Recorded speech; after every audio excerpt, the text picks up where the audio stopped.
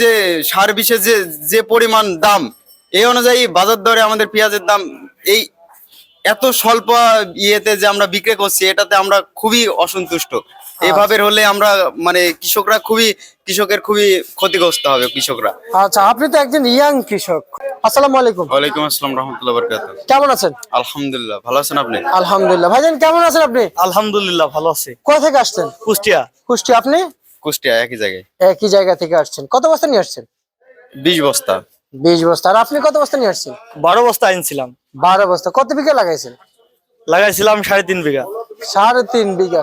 ফলন তো এবছর শুনতে পাচ্ছি কুষ্টিয়াতে নাকি আলহামদুলিল্লাহ।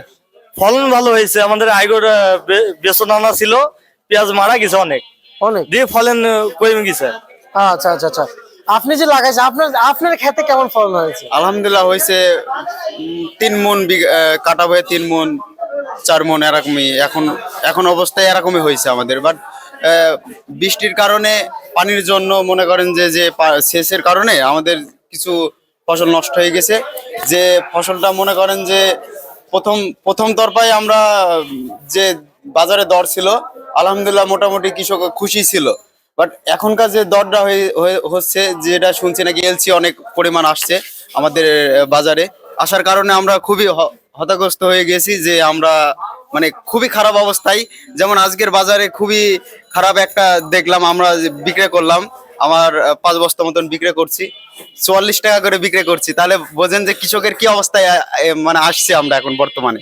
প্রথমে যে অবস্থায় ছিলাম, আশা করছিলাম যে আমরা কৃষকরা আবার পুনরায় আবার সেই জায়গায় ফিরে যাব, যে জায়গায় আমরা কৃষকরা সন্তুষ্ট ছিল, বাজারের দরে খুশি ছিল। বাট এখন আমরা খুবই হতাগ্রস্ত হয়ে যাচ্ছি।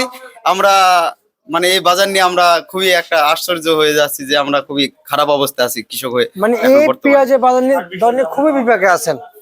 যেমন আমাদের যে সার বিষে যে যে পরিমাণ দাম, এই অনুযায়ী বাজার দরে আমাদের পেঁয়াজের দাম এই এত স্বল্প ইয়েতে যে আমরা বিক্রি করছি, এটাতে আমরা খুবই অসন্তুষ্ট। এভাবে হলে আমরা মানে কৃষকের খুবই ক্ষতিগ্রস্ত হবে কৃষকরা। আচ্ছা, আপনি তো একজন ইয়াং কৃষক, খুবই একবার ইয়াং কৃষক। এই যে আরেকজন আছেন, আমরা যদি বলি আসলে এখন আপনাদের যে কৃষকদের যে অবস্থান, সরকার তো প্রতি বছর আপনাদেরকে সার বীজ দিয়ে কিন্তু টাকায় কীটনাশক সার দিয়ে আপনাদের এবারে সারের দাম অনেক বেশি। সরকার পরিপূর্ণ সার আমাদের দিতে পারেনি। দিতে পারে নাই না, আমাদের সরকার তো বলছে সব পরিপূর্ণ আপনাদেরকে দিচ্ছে। ডিলারের দাম কম। ডিলারে গেলে আছে 5 বিঘা দিয়ে সার দিছে 20 কেজি। সেই সারে আমাদের কি হবে? আচ্ছা আচ্ছা। এমনিতে আপনাদের দোকানে কিনতে যাইছে দাম ডবল। দাম ডবল। হ্যাঁ। আচ্ছা, আপনাদের ঢ্যাপের বস্তা ডিলারে 1050 টাকা, বাইরে 1950 টাকা।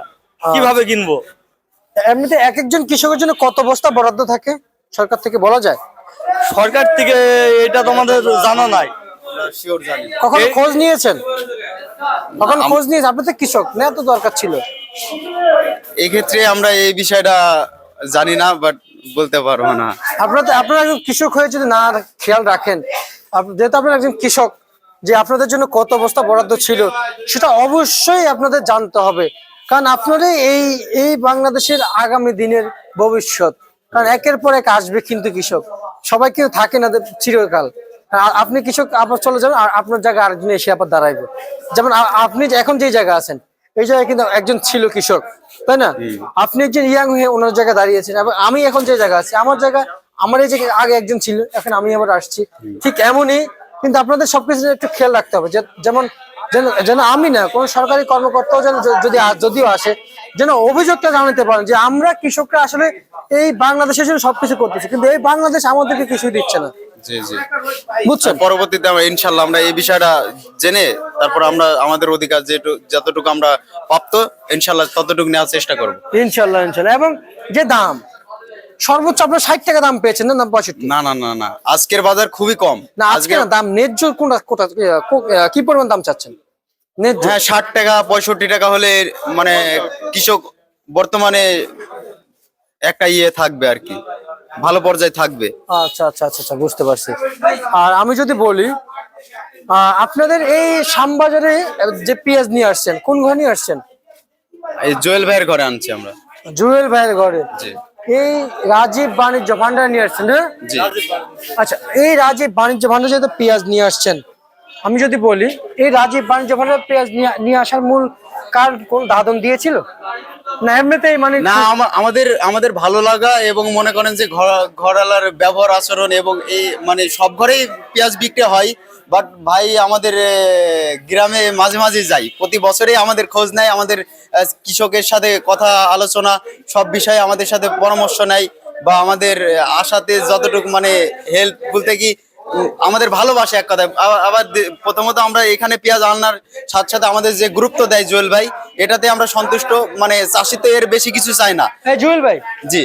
আচ্ছা আচ্ছা আচ্ছা, ওনার ঘরে পেঁয়াজ জুয়েল ভাইয়ের ঘরে মনে করেন যে জুয়েল ভাই আমাদের টাকা দেয় না, অন্য কিছু না, জুয়েল ভাইয়ের ঘরে আমাদের যে ভালোবাসাটা পাই, এবং আমাদের কৃষক হয়ে আমাদের আমাদের গ্রামে, আমাদের খলিশাগন্ডি পাইকপাড়া, আমার দৌলতপুর থানায় আমাদের বাসা, কুষ্টিয়া জেলা থেকে আসছি আমরা, বাট ওইখানে আমাদের মাঝে মাঝে জুয়েল ভাই আমাদের গ্রামে যাই, কৃষকের সাথে কথা বলে, এবং আমাদের যে খোঁজ খবরের বিষয়, যে আলাপ আলোচনা, পেঁয়াজের কিভাবে কি করব, কিভাবে ভালো হবে, মানে কেমন এলসি আসার সম্ভব আছে কিনা, আমাদের সেই বিষয়ে পরামর্শ আগে থেকে আমাদের দেয়, কিছুটা অনুভব আমরা আগে থাকতে পাই আর কি। মানে আগে থেকে জুয়েল ভাই এই রাজীব বাণিজ্য ভান্ডার থেকে বার্তা দেয় আপনাদেরকে যে আসলে মার্কেটে কি হচ্ছে। জি জি জি।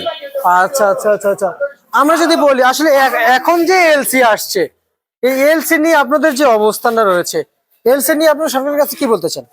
যেহেতু এখনো উপদেষ্টারা আছে দায়িত্ব, এখন দায়িত্ব ছাড়ে নাই, কি বলতে মাননীয় চান? উপদেষ্টাদের কাছে একটাই কথা বলতে চাই যে আমরা কৃষক, বাংলাদেশটা কৃষির উপর নির্ভরশীল প্রথমত, আর দ্বিতীয় কথা যে পেঁয়াজ বাংলাদেশে আমরা যথেষ্ট পরিমাণ উৎপন্ন করতে পারি, আমাদের বাংলাদেশে পেঁয়াজ যত পরিমাণ আছে, মানে আগে কৃষকের দিকটা তাকানোর পরে অন্য সাইডে দেখেন, সব সাইডে দেখেন, আপনাদের বাংলাদেশটা সব সাইডে আপনাদের মাথা রাখতে হবে, কেননা আপনারা বিষয়ে আচ্ছা আচ্ছা আচ্ছা কাট করেন না। আচ্ছা, আর এখন বর্তমান এলসি না নিলেও বাংলাদেশে চলবে, এখন পরবর্তীতে কি হবে বোঝা যাচ্ছে না, কিন্তু এখন চলবে আলহামদুলিল্লাহ। আচ্ছা, এখন চলবে। হ্যাঁ, এখন এলসি আসার কারণে চাষিরা ন্যায্য মূল্য পাচ্ছে না, ন্যায্য মূল্য দাম না। পাচ্ছে না। আচ্ছা আচ্ছা আচ্ছা, 60-এর নিচে বেচলে চাষিদের ক্ষতিগ্রস্ত হবে। আচ্ছা, এলসির বাজারটা কেমন আছে? এলসি 45-50। আর আমি যদি বলি আজকের বাজারে যেমন এলসি ছাড়াও মুড়ি কাটা কত চলছে? মুড়ি কাটা 48 থেকে 40। 48 থেকে 40। আর আপনার বাজারে এসে দাম কত চেয়েছেন মুড়ি কাটা? মুড়ি কাটা আইসি প্রথমে 50 চেয়েছি, তারপর কমে এখন কত দাঁড়িয়েছে? 48 থেকে 40 পর্যন্ত। আচ্ছা আচ্ছা, আর আমি যদি বলি রসুনের কি অবস্থা? আপনার রসুনের দাম তো বাড়ছে, রসুন 40-42। দাম তো একটু বাড়ছে মনে হয়, সেটা কি খবর নিয়েছেন? যে না, রসুন তো আমরা আনি নাই, রসুন আমাদের এলাকায় এখনো ওঠেনি, মানে লাগাইছেন, যা লাগাইছি ওঠেনি এখনো। শুধু মার্কেটে পুরাতন গুলো বিক্রি চলছে কত বলেছেন? এখন রসুনের বাজারে এই ঘরে তো রসুন নাই, আর আমরা তো রসুন বিক্রি করিনি, বিক্রি করেন না। 40-42 কোথা থেকে শুনলেন? এই ঘরেই লেখা দেখলাম আচ্ছা মূল্য তালিকায়। আচ্ছা আচ্ছা আচ্ছা, প্রিয় দর্শক, আমরা যদি বলি আসলে মূল বাজারটা জানি যে আসলে জুয়েল ভাই রসুনটা কত চলছে আজকে? ওটা নাই তো আমার ঘরে আজকে ভাই। বলো যে মার্কেটে কত চলছে? মার্কেটের বাজার জানি না ভাই। আচ্ছা আচ্ছা, বুঝতে পারছি। মার্কেটে আসলে রসুনের খুব সংকট দেখা দিয়েছে, তবে উনি যে মূল্য তালিকা বলেছেন যে এটা আগে রেট ছিল, তবে আজকে যেটা আমি যদি বলি, যেটা বার্তা পেয়েছি আরো অন্যান্য দিক থেকে, রসুনের বাজার আজকে সর্বোচ্চ কিন্তু পেঁয়াজের সাথে বেচা বিক্রি চলছে 60 টাকা থেকে 70 টাকা, এবং সর্বনিম্ন রসুনের বাজার আছে আজকে 50 টাকা বিক্রি চলছে প্রিয় দর্শক বর্তমান মার্কেটে।